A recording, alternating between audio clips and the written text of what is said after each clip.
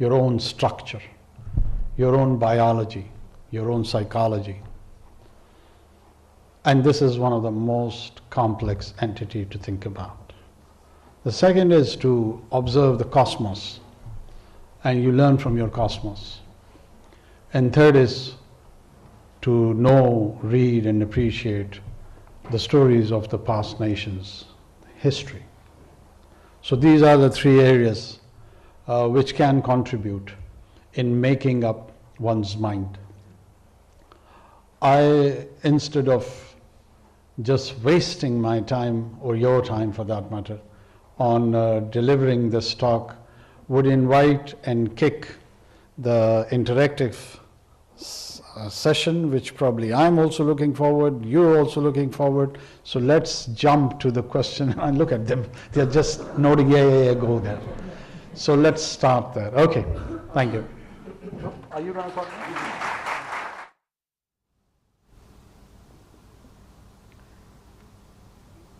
With secondary निगरान वज़ीर आज़म अनवार-उल-हक काकर जो कि इस वक्त एक निजी यूनिवर्सिटी में मौजूद हैं, यहाँ तलबा और तालिबात के साथ उनका गुफ्तगू का सेशन है, जहाँ पर तलबा तालिबात जो मौजूद हैं उनके सवालों के जवाब लेने के लिए वो यहाँ पर आए हैं। और कुछ ही देर पहले मुख्तसर इससे पहले जो उन्होंने गुफ्तगू की है, उस गुफ्तगू में उनका ये कहना था कि मैं हमेशा से यही चाहता था कि जब मैं ख़ुद अपनी स्टूडेंट लाइफ में था कि इस तरह की कोई भी डिग्निटरी अगर आती हैं तो मैं उनसे बात करूं, उनसे सवाल करूं। लेकिन मेरा अपना तज्ज़िया ज़िंदगी पर यह है कि वक्त के साथ साथ आपकी सोच तब्दील होती चली जाती है और बहुत सारी चीज़ें जो इस उम्र में आपको सच और सही लग रही हैं, उन पर आपका जो पॉइंट ऑफ व्यू है वो वक्त के साथ बदल जाता है, आपका नज़रिया तब्दील हो जाता है और आप तमाम जो यहाँ पर मौजूद बैठे हैं, आपका नज़रिया भी वक्त के साथ तब्दील हो जाएगा। What a government can or can't. Let's have an honest conversation over here, because I never believe in a clever conversation. From where do government does the function of the service delivery? It collects its taxes and then it spends it. And the third source of the revenue is that if you don't have that, you're going to borrow it from the third multilateral entity or outside from someone to fill in that gap. So what is our cycle and what is happening with us? We have got a target of almost 21,000 billion rupees receivable tax or achievable, which we project that we should achieve that. And the receivables are around 7,000 billion rupees. So the gap is of almost 14,000 billion rupees. So you are living in a neighborhood where you have got a very tough situation with your security, terrorism, so forth, and few other things. Along with that, you have to develop an infrastructure to kick the economic growth and the rest. And then you have to couple it and provide the primary education, higher education to different socio-economic background of the people. The population is around 240 million people. How do you do that? How can you do that? The tax evasion is almost more than 10,000 billion rupees. And this is, I am talking about the documented economy, which by the way is almost 20%, and rest of the 80% is non-documented. So there is a non-documented economy, and there is a documented economy in which you cannot receive taxes. You would definitely lead the questions, whose responsibility is this to collect all these taxes?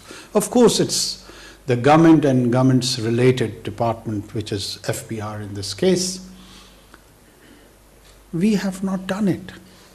This is not in last 3 months that we have not been able to hit that target.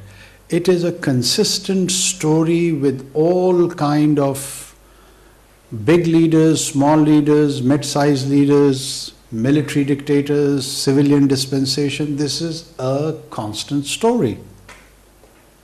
And this is the challenge of governance. Instead of hysterical criticism of different things, if we start having these sort of rational conversations, we would exactly know where we are failing and why we are failing.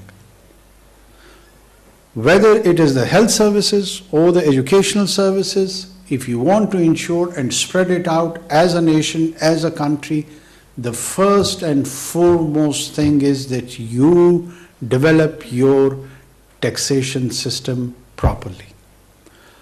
All of us want to live in a Scandinavian ideal world, like the lifestyle in Norway and Denmark and the rest. Their contribution, tax contribution to their GDP is 91%. Ours is 9%.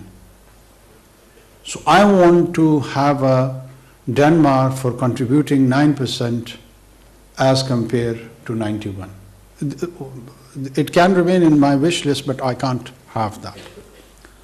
It's painful. It's painful. It's slow.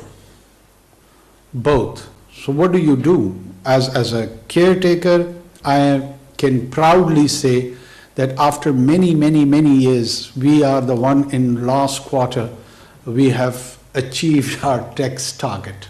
This is amazing. If we could do it in 3 months, why the rest of the governments can't do? It is for the people like yourself, they need to answer and raise these questions. We did it. It's documented, it's published yesterday that in last quarter, we were able to achieve the tax target in the FPR. So if it can be done in 3 months, it means that it is practical, it's possible, and if it is not happening, there is something very seriously wrong with our governance structure. This is my opinion on it. Two is both the people and the government. Yeah, of course, government is part of the people. I mean, if I am electing a government, so I'm contributing towards that either resolution or the problem. So I am part of the problem.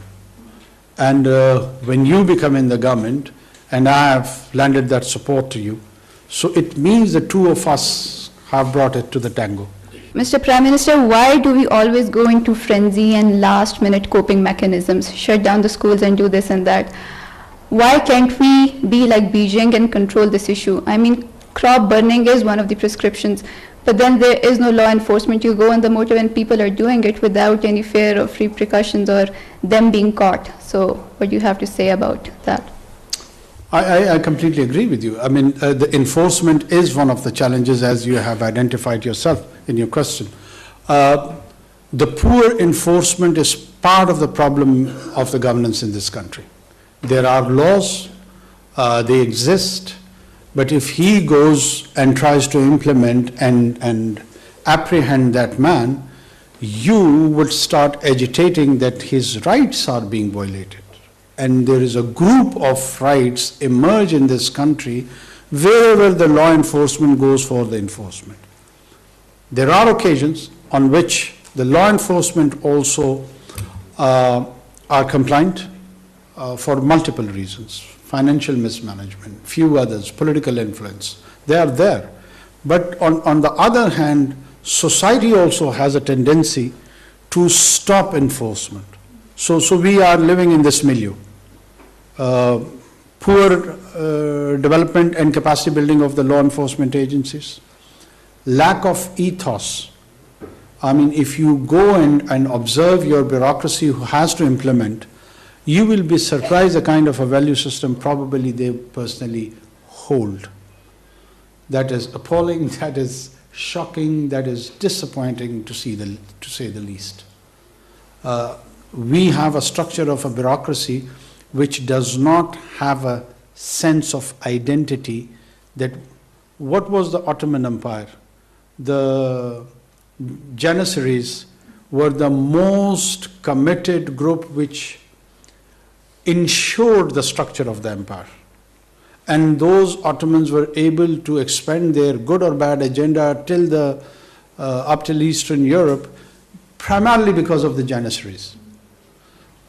If you go and see the structure of any nation state, empire, or anywhere in the documented history, there is a structure of the bureau who takes and furthers and forwards the agenda which is linked to that identity.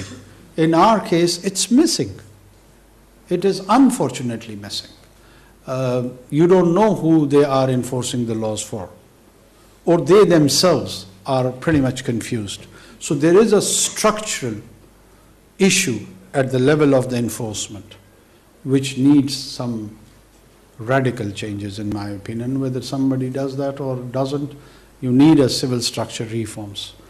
Until and unless you don't do that, from the burning of the crop up till allowing a vehicle on the motorway which is not fit environmentally, are both part of the challenge. So we need to address that as soon as possible. I don't know whether this policemen agree with it, but this is my opinion. But then you mentioned radical change. Who will bring it, and how? Like, what is the prescription? Will we keep dying? Our lungs are practically collapsing. So what is the prescription? Radical changes are required. This is all I can say. By whom? Let's find the noun. Let's find the person or persons in the time. They are placed somewhere in the future. If somebody can peek in the future, they will know it. But I am still pessimistic. I haven't found the answer, Mr. Prime Minister. Give us a noun. Well, this is my art to evade answers, you know. It's not the art to give all the answers. Well, Mr. Prime Minister, now coming to some serious questions. You recently banned all these celebrations on New Year's Eve in solidarity with the Palestinians. While it was well intended, Mr. Prime Minister, it raised two questions. A, about law enforcement, and B, about the global image of Pakistan. I mean, for the first one, celebrations still took place in the absence of law. For the global image, I mean, Pakistan, the only Muslim nuclear-powered country, has now gone to a status that when generations are being literally wiped out, this is what we are doing, banning fireworks. What do you have to say about that? First of all, there was a lot of criticism also, and there was a lot of appreciation behind this decision. So there is a mix of both. There is a section of society which wanted to celebrate the New Year, and down the line, after 100 years, they wanted to be documented as someone on that particular second, 12 o'clock, 1 second, dancing and having festivity and so on and so forth. So they're very, very critical of this decision, and I don't mind of the criticism. Our intention first was to highlight that in the global community, particularly on the Western Hemisphere, that there is a nation of 240 million people who officially has distanced itself from the festivity because of the kind of the genocide which is being committed by this apartheid state of Israel, which is brutal, which has applied a disproportionate force, whose existence is also at question, but they are expressing this brutal, are displaying the force of this brutality in a very, with impunity. So what are our options? One, do we go to the war? Yes. I'm an interim prime minister. Do you expect me to take the 240 million people to the war? Probably a nuclear war. So you are very quite serious people and raising a very serious question to me. Think about it, have a grand assembly, mull over it. I can't alone take such a big decision. It's huge. It's big. Should we go to war? I mean, in my personal opinion, I'm a very aggressive and a jingoistic person. Maybe I would say yes, but don't listen to me. War has implications. War is not a joke.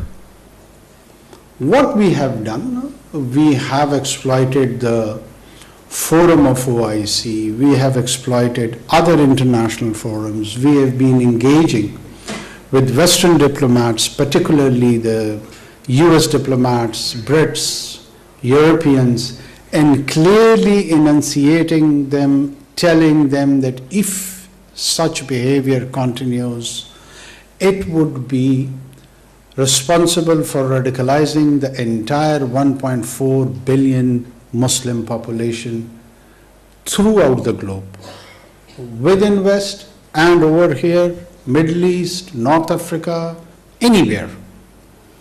So we are trying, the immediate objective is that somehow or other we stop this senseless war and create a humanitarian corridor. This is the kind of a message which the military leadership recently took to the United States. And we were quite clear in our opposition and our condemnation and our commitment towards Palestinians. Is it wise on this occasion to initiate a war? And who are you, me, and anyone else who feels so passionate about Palestine and its cause? We have not lost a finger in this war, this single finger. There 9,000 children have been killed. Let them decide. There is no need to be heroic over here in this peaceful, cozy environment. And just thinking that, oh, I'm so heroic, that because I stand with the oppressed one. It's very good. It's very good, but they are the one who are suffering, they are the one who are facing. Let's take this question first to them, that whether they are willing to take this war and in which direction.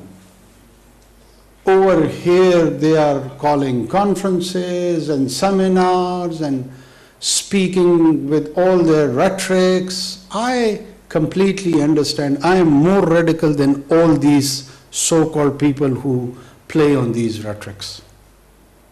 But I try to control my populist tendency. These are very serious. Is there any idea to all of them that what is the situation of Zionism, what is the link to a Judaic religion, how is Palestine already agreed to the historical, 22% of the Palestine to the historical existence of Palestine already. The whole world is talking on the pre-1967 border line with Al-Quds as its present. But here in Lahore or Islamabad, they are addressing the seminars that no, we don't want to accept this and we will never agree to it. Who are you? Have you identified yourself? Who are you? Are you Palestinians? Are you going to reside there? Are you going to counter the state of Israel? Their wrath, their planes, their bullets are my child. I have one by the one. Am I willing to risk his life for this? Or all these who are addressing these conferences? What are their credentials? Primarily it is their right. We should just support them whatever they say. We should be on their side no matter what. Instead of creating a front against the state of Israel, they have started a front against the current government. Wow. Good luck. Great. I get baffled. Are you genuinely committed to that cause? Or you just want to abuse me? Go ahead, do it. Am I Netanyahu? And what are the practical suggestions? 1.4 billion Muslims are pondering and thinking about this challenge. I would be only remembered in history for allowing the aerial firing or not, or allowing someone to have a glass of alcohol or not. Let the history judge me. I don't care. I don't care at all. Yes, it was a gesture. The governments, they display small little gestures in the diplomatic communication, so the messages are sent. This message was not for domestic audience, it was more for a global audience. And there was a huge criticism on that account, so let it be. But sir, the criticism, as you rightly pointed out, there can be some justification for that. Why it's mere ceremonial? We could have done something. Like? Why didn't we call out those who are supporting the genocide? They are our allies. Why are we silent and not naming them? The kind of confrontation we have done with Western diplomats, problem is that I am bound by certain laws that I can't make it public. The kind of passionate and full of emotions, and at times, I'll just give you one small example. Few Western diplomats said that Pakistan should have a balanced view of the crisis in the Middle East, as the Israeli children, they have also been killed. So I asked him that, okay, Excellency, can you, in order to address the anger of the Israelis, which according to you also deserves attention. So can you give us a number, how much children do you need to kill so that the Israel anger gets satisfied? 50, 100, 2, 3,000, 2? We just want to have a number. And they were speechless. So of course we do challenge them, confront them, but we cannot make all those things public.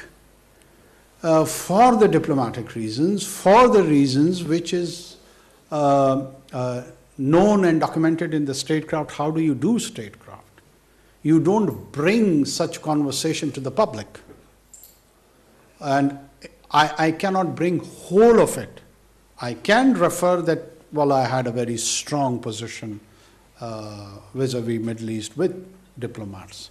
But I cannot produce it to the public that this is what I have said and these are the sort of replies we have got. No government does that. So why should our government do that? Mr. Prime Minister, coming to the question of Balochistan, firstly, who could have thought the state would be taken over by two Balochistanis? No, we have not taken over the state. For God's sake. Yeah, okay, carry on. So, Mr. Prime Minister, the recent happenings in Islamabad has elicited, I'm speechless. They're my own people. I'm sure you share the same feelings. But the problem is you did condemn and you did call on a meeting and you did form a committee. What do you have to say about the kind of treatment meted out to the protesters, which had large number of women and children? And that brings me to the question as to who will rejuvenate the relationship of Balochistan with the center. I don't see any reconciliation attempts working anytime soon. Thank you.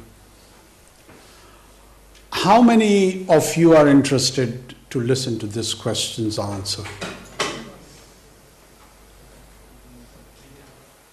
Quite impressive, okay. First of all, whenever there are protesters, the protests and the agitation has to be within the limits of law. Do we all agree on this? That you have got the right to protest? No, you don't agree? Okay, good. But when you agitate, every government has certain laws, even in democracies. In dictatorship, they have got their own rules and laws. But it has to be demonstrated by the law. And if those laws are violated, then the role of the enforcement comes, that they try to enforce those laws. So this is the general understanding and a civic sense in which a political environment operates in any country. So is the case in Pakistan. This water cannon, which is more criticized, or slightly probably more than that, there was a lathi charge also. More than 200 instances I can quote from the European Union where they have used these water cannons to curb, control agitation within those countries. So these are the so-called international best practices. First of all, God forbid, there was not the case that we have shot at children or women, or we have gone to extreme positions. They were the basic tactics of law enforcement, water cannon and others. Because they were stone pelting, which was reported to me, so that stone pelting had to be stopped by someone. By whom?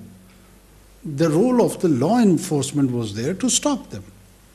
And after that, they made few arrests, which again is according to the law, their inherent and basic right. And when they were taken to the custody, to different police stations, they were released probably within 48 or 72 hours. Some 30 to 34, which were facing the identity parade, they were the prime suspects for the stone pelting. When they went through that, eventually they have been also released. And still all those women, as we speak here in this hall, they are agitating in front of Islamabad Press Club. That basic right of agitation has been recognized and accepted by the state. What are we doing to them? Why are we being portrayed as followers of pharaohs who have just asked them, don't do the stone pelting? What have we done? I would be interested, and I would stand more educated if somebody could tell me that no, you have done the ordered the shooting, or any other extreme measures have been taken by the government. We can talk about the Balochistan situation, reconciliation, relation with the center in a very separate mode. I am willing to respond to that. But as far as this specific incident is concerned, don't you know that they are still agitating? The famous lady who's leading that agitation procession, she's there along with her friends. The journalists in Islamabad, they go, they interview them, they record that interview. They are on the digital space, in electronic media. In every hour's news, there is an allotment of time for them. All of you are aware of it. So what have government done? Oh, a government of Pharaoh. ये फिरौन जो है इन्होंने रोक लिया उनको क्या किया? You tell me, what have we done? Water cannon? Please try to understand that there is a government, and when the government faces a challenge tactically in which there is stone pelting or some other forceful things to change that order, the government has to enforce law. You can demand that no, law cannot be enforced. Then it's a jungle. Law has to be enforced, no matter whether somebody likes it or dislikes it. If you have any other question on Balochistan, I'm willing to answer. My name is Asma Shirazi and I'm from the School of Economics. My question is this, that we've had military operations where our soldiers have given their lives to achieve this peace, and our civilians indirectly gave their lives to achieve this peace. And we saw peace for a few years. So why is this sudden increase in attacks, and who's to blame? Is the government in Afghanistan, the Taliban government, to blame, or has our military might failed us, or have the civilian diplomatic talks failed us? Because at the end of the day, it's our own people who die. It's our own brothers and sisters of the soil who die. Thank you so much, sir. Thank you. I think so. This is one of the most pertinent questions I've faced throughout my visits in different universities. Thanks for asking it.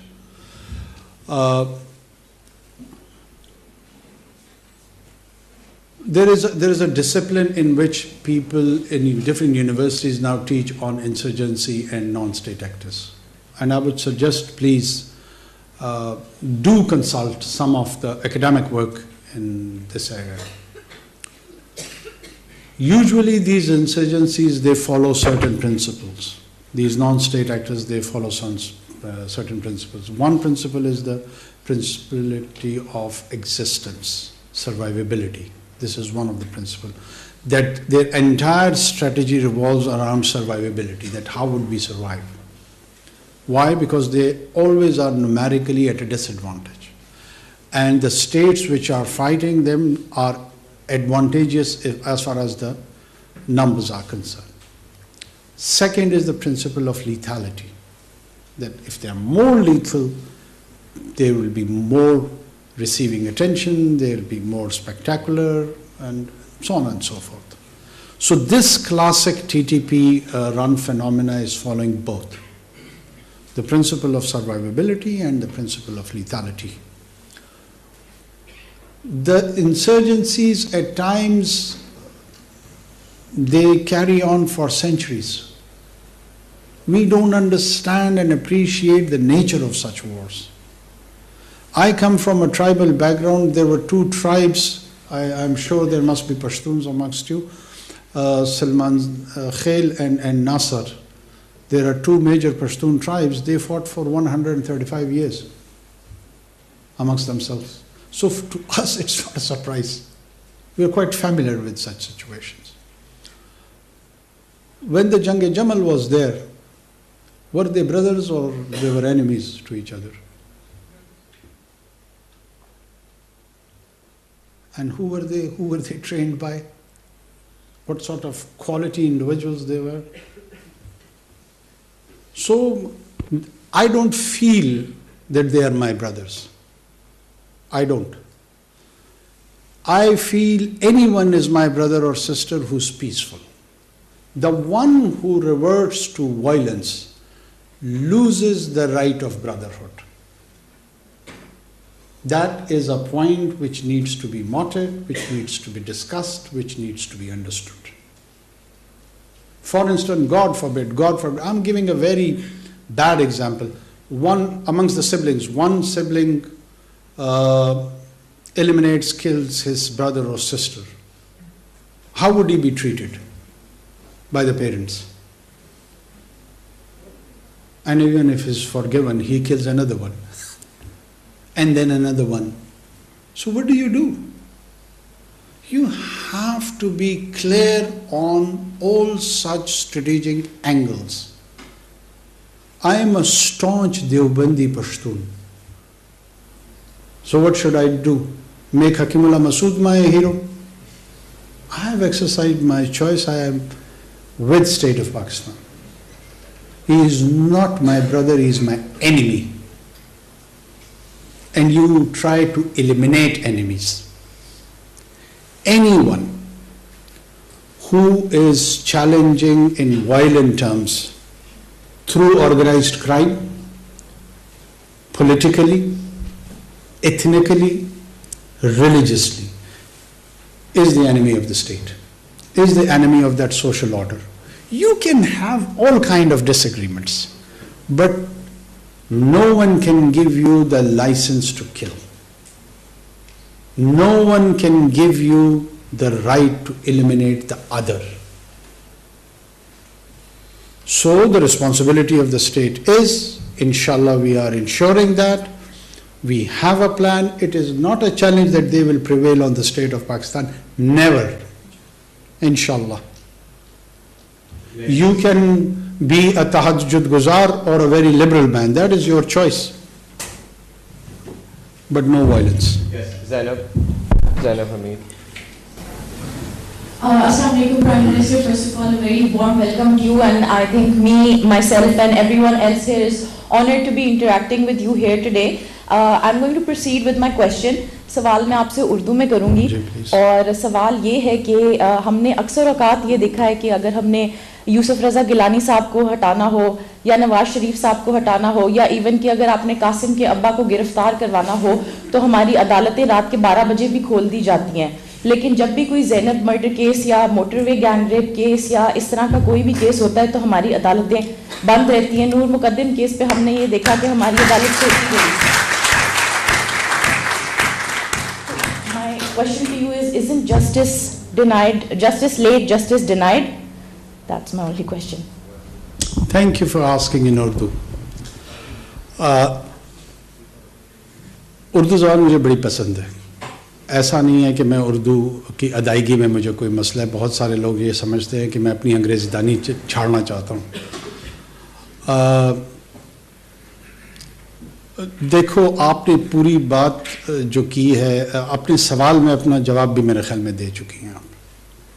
میرے لیے کہنے کو بہت کم چھوڑا ہے آپ نے, لیکن اس کے باوجود میں کچھ نہ کچھ ضرور کہوں گا اس پہ.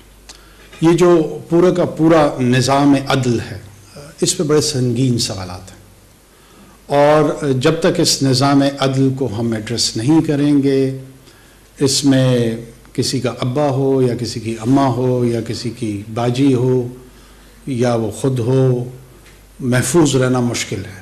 یہی آپ کو پروٹیکٹ کرتا ہے نا یہ نظام, اور وہ چند رہنما اصول ہوتے ہیں آپ کے.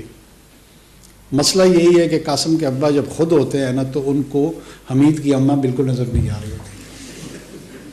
وہ ناؤنس کے جھگڑے میں پھنس جاتے ہیں. جب تک میں ہوں آج تو مجھے سب کچھ درست نظر آ رہا ہے, جب کل آپ اس جگہ پہ ہوں گی تو وہ مجھے درست نظر نہیں آ رہا ہوگا. ایک تو اس رویے سے تبدیل کی ضرورت ہے, اور سیٹلڈ ہونا ہوگا اصولوں پہ, پرنسپلز پہ, کہ چاہے اس کا اطلاق مجھ پہ ہو یا آپ پہ ہو, پھر وہ یکساں ہو. ہمارا بنیادی مسئلہ یہی ہے کہ اگر ریاست کے چند ادارے, ان سے میں مستفید ہو رہا ہوں, تو میں ان کو والد کا درجہ دینا شروع کر دیتا ہوں. دیا ہے نا. جب مستفید نہیں ہو رہا ہوتا ہوں تو پھر شاید سوتیلا باپ بنا لیتا ہوں. یہ وہ مسائل ہیں جو سبجیکٹو انداز میں ہم تمام کو اس پہ سوچنا چاہیے, بولنا چاہیے, غور کرنا چاہیے. اگر واقعتاً ان کو والد نہیں بنانا تو ونس اینڈ فار آل فیصلہ کر لو, اور پھر خود والد بنو. والد جب گھرانے کی سربراہی کرتا ہے نا تو ذمہ داری لیتا ہے. وہ پھر بچوں کے نان نفقے کا تمام کی تمام ذمہ داری خود اٹھاتا ہے. وہ پھر ہمسائے میں حمید کے والد سے نہیں کہتا کہ یار ذرا میرے بچوں کا خیال رکھ دینا. اگر حمید کے والد کی طرف دیکھے رہو گے نا تو قاسم کے ابا کا مسئلہ ذرا خراب ہی رہے گا. یہ اشتہاری گفتگو ہے کیونکہ آپ نے اشتہارے میں کی ہے, اس لیے میں جواب بھی اس میں دے رہا ہوں. کھل کے پوچھا ہو تو میں کھل کے بتاتا ہوں. Thank you so much, Your Excellency. My name is Umar Khan, and I'm a 7th semester student from the School of Computer and Information Technology. So a lot of students like myself are about to graduate across Pakistan, and a lot of us would like to stay in the country and contribute to society and the economy as well. However, the best and brightest often choose to go abroad because they have better opportunities there. My question is, Your Excellency, what is being done to keep the talent in Pakistan and to develop it here, and what is the strategy that the government is taking to prevent the so-called brain drain that our country is experiencing? I think so in the best interest of Pakistan is that we should have both. The youngsters should explore opportunities abroad, and they are not a brain drain at all. They would always remain our assets. Who's your Vice Chancellor? He was a fresh graduate, some days, somewhere here in the city of Lahore, and he, according to this definition of the brain drain, he went there and he spent 10 or 15 years or whatever, and now he returns and he runs this institution. Is he an asset or a brain drain? This is the phenomena we need to understand, this cycle. I've been saying this repeatedly, that why it is skewed and distorted, this whole, first of all, this is not a recent phenomena that the youngsters want to settle in Western Hemisphere, US, UK. I am witness, all of us know this, that the longest queues of the young generations are always outside the US Embassy. It's been a trend. Everybody wanted to go there because of the kind of the American dream, because of the kind of the lifestyle, because the kind of opportunities they offer. Indians want to do it, Sri Lankans want to do it, Pakistanis want to do it, Bengalis want to do it, Brits want to do it, Japanese wants to do it, Germans want to do it. There is a huge global American influence, particularly America. And during the 60s, everybody was criticizing that, oh, the Indians' population, a huge section is going and it is becoming a brain drain. Down the line, after 3 decades, most of them became brain assets.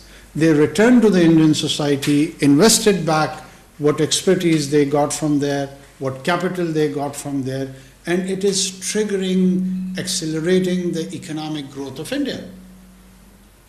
So please don't take this as a negative tendency. It's not. We are able to export our services. This is our accomplishment.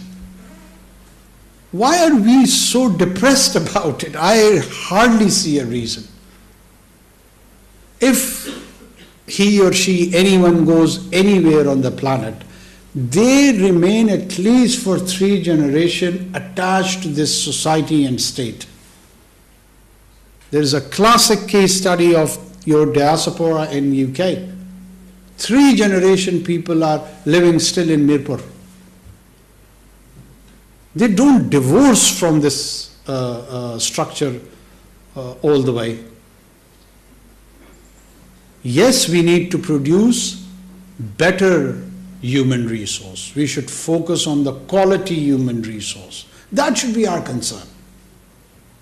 Best nurses, best doctors, best IT experts.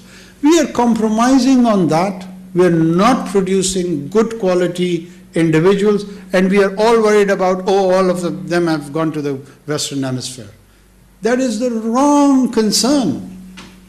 The right concern, in my opinion, be that you should focus the kind of skills they are imparting in such places like this. And that is a huge challenge. I am sharing it with you. Please introduce yourself. Prime Minister. I'm Hafsa Khalid and I'm from the Institute of Psychology, and consequently my question pertains to the mental health situation in Pakistan. So the mental health situation in Pakistan, there are regulatory bodies, there's Pakistan Psychological Association, there's also a task force. My question is, why don't they do anything? I've seen, and all of us have seen, a lot of unethical practices being carried out within the field. So why don't they actually do something to regulate mental health practitioners, as it is done with other fields, such as if you're a doctor, you are constantly being monitored. Why does that not happen with mental health practitioners? Thank you. One of the challenges when I interact with the people, that they probably presume me in a role of a settled prime minister, a permanent prime minister who's got a backing of the parliament, where he can go back and do the legislation as a wrap of the executive, which in my case it's not. On the other hand, there are people who just want to see that my face vanishes as soon as possible, even before the 8th of February. So this is the kind of a balance I have to keep. I absolutely agree we need regulations. We need regulations for the mental health practices and few other areas also. We lack good regulations, good rules and regulations even for medical education, be it for nursing council, nursing schools, medical schools. I have appointed a special assistant who can focus on medical education. And I would try to include this mental health also, because it's larger, the same family, you know. But we do have these limitations. I, as a caretaker government, cannot go for the legislation. The maximum which we can do and which we are trying to do is develop the drafts, put them in the law department, and once the parliament is there, the draft could be sent to them. the homework would be done, they may take advantage of that. That's all, the maximum we can do. Thanks. Next question. سر میرے دو سوال ہیں آپ سے. پہلا یہ ہے کہ آپ ڈفرینٹ یونیورسٹی سے آپ کو ڈفرینٹ اسٹوڈنٹس نے بڑے مشکل سوال پوچھے اور آپ نے ان کا بڑا زبردست جواب دیا ہے. یہ موٹیویشن آپ کو کہاں سے آئی؟ اور میں نے سنا ہے کہ آپ کتابیں بہت زیادہ پڑھتے ہیں, یہ شوق آپ کو کب اور کیسے پیدا ہوا؟ اچھا, ایک تو میں پہلی مرتبہ 2015-16 میں ڈاکٹر عادل نجم صاحب ہیں, ہارورڈ میں پڑھاتے ہیں. انہوں نے مجھے ہارورڈ فورم آف پاکستان پہ بلایا تھا. اس وقت میں ترجمان تھا صوبائی حکومت کا, اور I was privilege to address Harvard forum of Pakistan. There was a huge audience like this one. وہاں سے مجھے یہ لت پڑی. تو اگر آپ نے کسی بندے کو تلاش کرنا ہے کہ اس کی وجہ کون تھا, ان کا نام ہے ڈاکٹر عادل نجم. وہ تسلسل چلتا رہا. پھر وائس آف بلوچستان میں we had opportunity to interact with different universities, students. لوگوں کو شاید میری پولیٹیکل جرنی کا یہ حصہ ان کے علم میں نہیں ہے. ہم سیمینارز کنڈکٹ کرتے تھے in Karachi university, Balochistan university, Khuzdar university, Turbat, wide range. اس سے لگ بھگ کئی سالوں سے میرا تسلسل کے ساتھ یہ عمل رہا. اور وہ اچانک میں وزیر اعظم بن گیا. تو میں نے کہا چلو یار وہ کام دوبارہ کرتے ہیں. تو مجھے اس میں پہلے بھی لطف آتا تھا اور اب بھی لطف آتا ہے. آپ جیسے پیارے لوگ مل جاتے ہیں, گپ شپ لگ جاتی ہے, کوئی اندازہ ہوتا ہے کہ یہ فیوچر جنریشن جا کس طرف رہی ہے. اور جہاں کتابوں کو میں کتابیں سجاتا جاتا ہوں, پڑھتا کم ہوں. ویسے میرے متعلق جو ہے نا ایک تاثر بنا دیا گیا کہ میں بہت کتابیں پڑھتا ہوں. کوئی اتنی زیادہ بھی نہیں پڑھتا ہوں, کبھی کبھی پڑھ لیتا ہوں. لیکن آپ لوگوں کو پڑھنی چاہیے اور بہت زیادہ پڑھنی چاہیے. تو اس کو جو ہے نا آپ نیگیٹو پیرائے میں نہ لیں. کتاب پڑھنا جو ہے نا وہ زندگی کا سب سے خوبصورت عمل ہے.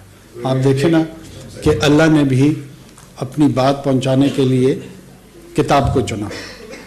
کتاب کی اہمیت کتنی زیادہ ہے, ورنہ اللہ کسی اور میڈیم اور ذریعے کے ساتھ بھی اپنی بات پہنچا سکتے تھے.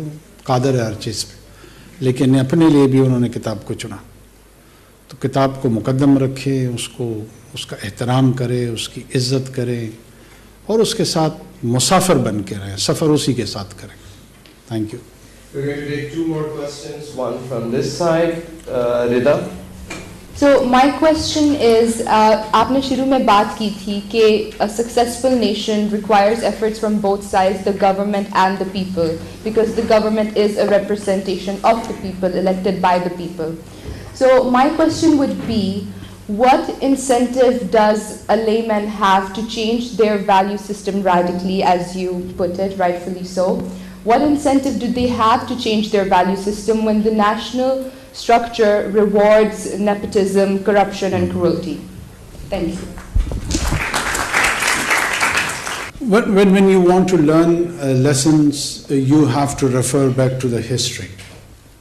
That how the successful nations have gone through those experiments. Medicis were rulers of Florence for almost 300 years. And the Medicis of their time were the most corrupt and believed in nepotism and all kind of values which we criticize here today were part and parcel of the political culture of the Medicis. They would manipulate elections of the Pope in the Rome, they would bribe people, they would scandalize, and they would do all the ills, which were even ills during that time. It's not that those were the accepted norms. People do things which are accepted norms, but then time changes and you abandon them. But at the same time, Lahore میں نگراں وزیر اعظم انوار الحق کاکڑ طلبہ اور طالبات سے گفتگو کر رہے ہیں جو آپ نے لائیو ملاحظہ کیا.